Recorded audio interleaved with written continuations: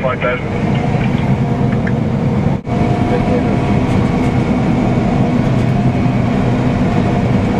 So are you kind of the veteran on the harvest crew then? You've been here a couple of years? Most of the guys new, or have you all been coming back? 3 of us here, the guy in that combine and the guy over the grain cart, they're both in their second year. Truck drivers, it's their first year here, the first experience.